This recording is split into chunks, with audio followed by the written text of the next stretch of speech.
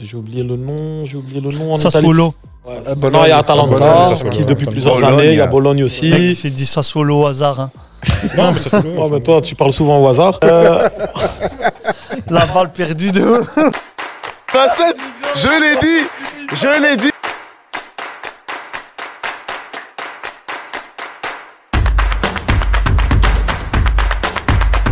On va commencer avec le hors-jeu.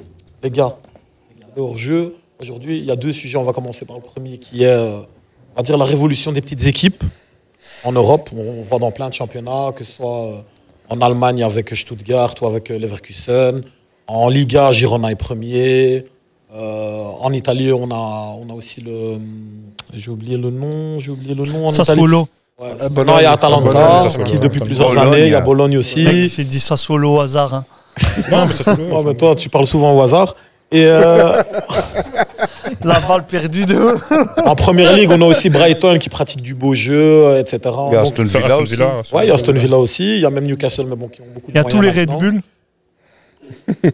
Non, je suis sérieux. Non, mais tous les Red Bull. Ouais, les Salzbourg. Voilà, ils ont de l'argent. Et c'est des équipes créées aussi parfois. Mais ça pose problème dans leur championnat. Réfon, c'est aussi créé. Pour vous, maintenant, on va dire cette mini-révolution, si on peut appeler ça comme ça, c'est dû à quoi? Est-ce que c'est le niveau des gros qui a chuté? Non, moi je trouve que ces petites équipes, elles jouent sans complexe. Elles en ont rien à foutre. Elles viennent, elles jouent leur jeu, elles sont à fond. Et les coachs, on leur fait plus confiance dans ces petites équipes. On leur laisse du temps pour travailler. Et c'est souvent un coach qui vient avec l'équipe. Si elle remonte de deuxième division, il arrive en première et ils évoluent. Il y a moins de pression que sur des gros... Ils ont plus de temps, ils sont plus à l'aise pour bien travailler. Voilà, et en plus ils ont la fraîcheur physique parce que même si ça reste des joueurs professionnels, beaucoup de joueurs ils jouent pas en sélection, ils jouent pas en Coupe Europe, et donc c'est pour ça que le niveau se rapproche. Tu vas croire que je t'en veux, mais voilà que c'est pas le cas. Je pense que tu racontes beaucoup de choses. Ça, c'est mon avis. Tu sais pourquoi? Parce que tu nous as livré un avis un peu romanesque, un peu, tu vois, joli comme ça. Oh, alors que il joue sans complexe. Il n'y a pas de poésie dans tout ça. Brighton, Leverkusen, le Galaxy des Red Bull, ces gens-là, ils ont un de ces projets solides derrière. Brighton, ils ont une deuxième équipe, ils ont Saint-Gilles, l'Union, qui vont chercher, ils testent les joueurs. Ouais, mais moi je parle pas des clubs solide. Pas des clubs avec les clubs satellites, tu vois. Non, moi, mais même ça fait partie de cette révolution en fait. Ouais, mais c'est quand même des gens avec un coach qui est là depuis longtemps, oui ou non? Ouais, mais il y a quand même une idée de jeu. Ouais, mais dans les grands clubs aussi, Arsenal, ils ont laissé le frère là, ils ont laissé Arteta, ils l'ont laissé faire n'importe quoi. Mais c'est rare dans les gros clubs que tu as du temps. Non, mais moi je veux pas tomber dans ce côté romantique de oui, mais il joue sans complexe. Alors Younes, au lieu de critiquer l'avis de Abdullah, donne-nous ton avis. Au lieu de critiquer son avis, j'ai compris, ok, il se trompe. Mais c'est quoi pour toi la vérité? Mais c'est ce que je t'ai dit, c'est qu'il y a un solide projet derrière. Bon, chaque club il est différent, mais c'est pas dû au hasard. C'est pas des gens qui arrivent, tu sais quoi, à la Olivier Tom, on va jouer avec la force de l'amitié. J'ai pas envie de défendre Abdallah, mais c'est pas ce qu'il a dit. Il a pas dit que c'est dû au hasard. Il a dit que les coachs ont plus de temps, ils peuvent travailler mieux. Mais ça, c'est pas spécifique. C'est pas spécifique aux petits clubs. Moi, je pense pas que c'est que ça, tu vois. Ces petits clubs qui percent. Par exemple, ce qui se passe à Chelsea, ce qui s'est passé à Barcelone. Real Madrid, on va dire non, ils avaient la Champions League, ça le sauvait. Mais ils n'ont pas une pression de résultat. Comme peut-être moins forte parce qu'ils doivent se maintenir. La seule pression qu'ils n'ont pas, c'est la pression médiatique. Qui est de nos jours très importante. Tu n'as aucune pression d'être dans le Big Four, par exemple. Tu peux finir hors des places européennes à la fin de la saison. Et tu joues pas et parfois tu joues pas l'Europe aussi, ça peut. Mais par contre, on veut que tu fasses progresser les joueurs. Absolument, De Zerbi, il fait progresser son équipe. Et même s'il sera pas européen l'année prochaine, il sera pas viré. Parce qu'il y a un système aussi de revente de joueurs. Et tu prends le même De Zerbi, tu le mets au Real Madrid. Il a 0 titre. Il lui reste 1 an de contrat après, peut-être qu'il est dehors. Pour rebondir sur ce que disait Younes aussi, il y a un truc important, c'est par exemple ces clubs-là qui ont pas des sous-clubs, mais qui font partie, comme tu as dit, l'Union Saint-Gilloise avec Brighton. On regarde Girona. Et Manchester City. Girona qui est premier. Deuxième. Premier maintenant. Premier actuellement. Premier en Ligue 1.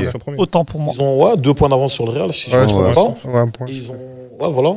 Mais ils sont premiers de la Liga. Mais ils font partie du groupe, on va dire, de Manchester City. Il faut voir Mais ça, moi je t'arrête parce que moi je pense que c'est juste une conjoncture.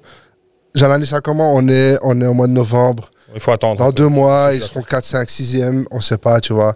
Enfin, il ne faut pas analyser comme ils sont déjà arrivés, ça fait un mois et demi qu'ils performent. Mais ils étaient pas les comparer aux autres qu'on a division. cités, moi aussi je suis d'accord. Ouais, c'est bien, mais ça fait penser un peu à Leicester ou quoi, tu vois, mais qui a fait une Leicester, c'est rare dans l'histoire du foot, donc s'ils finissent déjà dans les places européennes, c'est ça, en fait, moi quand je dis ça, c'est par exemple Girona, là ils sont premiers, je dis pas qu'ils vont terminer la saison en étant premiers, mais c'est quand même déjà un mini-exploit d'être premier devant le Real et le Barça, surtout l'historique de la Liga. C'est un phénomène, tu vois, c'est la conjoncture du moment. Dans 2 semaines, ils sont peut-être 4e déjà, tu vois. Ça peut aller très vite en Liga. Je suis plus un peu hypé par la Real Sociedad.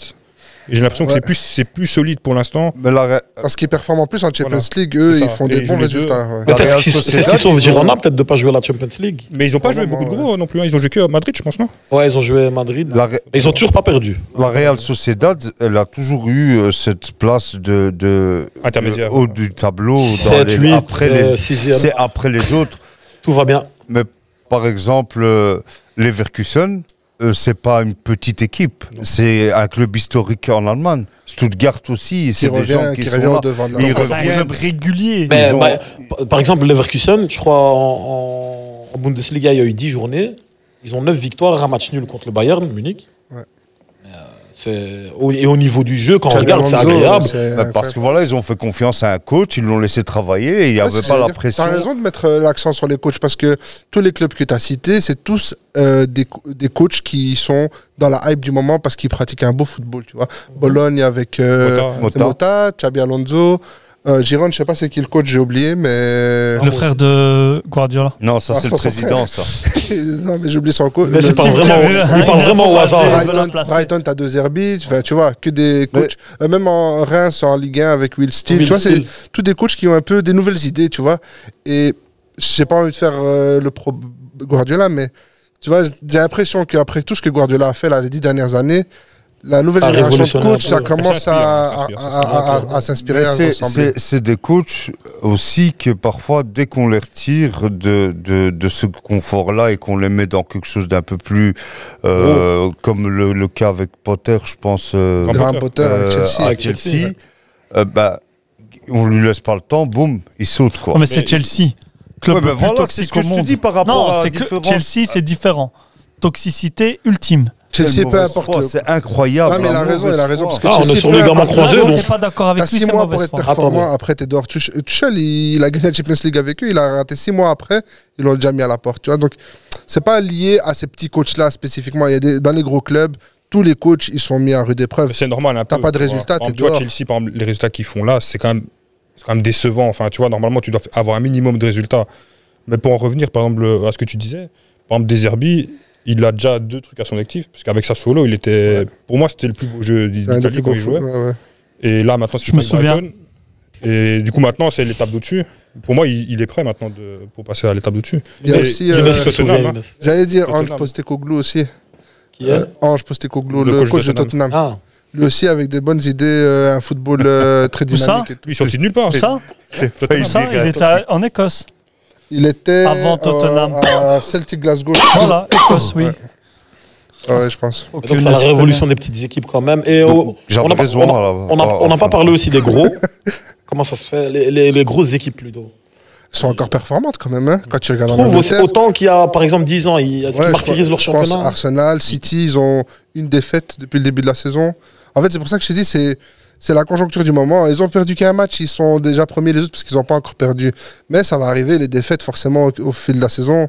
À Noël, ce sera déjà différent. Tous les classements de tous ces grands championnats, ils seront différents. Au final, il y a toujours eu des petites équipes qui n'ont pas formé. De toute façon, on verra ça en deuxième partie de saison. Là, en tout cas, au début de saison, il y a beaucoup de surprises dans le top du classement.